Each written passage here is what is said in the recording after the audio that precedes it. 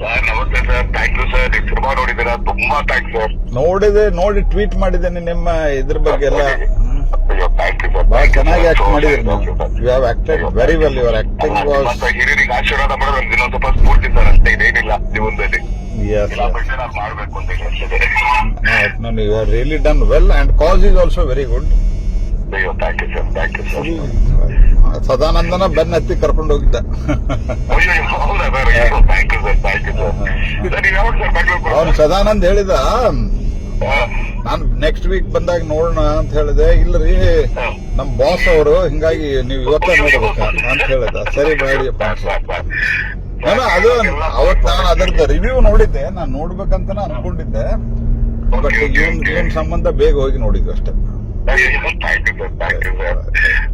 ನಿಮ್ ತಂದೆಯವ್ರದ್ದು ನಿನ್ನೆ ನಿಮ್ ತಂದೆಯವ್ರದ್ದು ಹೇಳಿದೆ ನೋಡಿ, ನಾನು ತೂಗುದೀಪ ಶ್ರೀನಿವಾಸ ಅವರು ಅತ್ಯಂತ ಸೃಜನಶೀಲರಿದ್ರು ಅವರು. ಅದೇ ರೀತಿ ದರ್ಶನನು ಆಗಿರೋದು ಬಹಳ ಸಂತೋಷ ಅಂತ. ನಿಮ್ ತಂದೆಯವ್ರನ್ನು ಭೇಟಿ ಮಾಡಿದ್ದೆ ನಾನು. I think you are too young then.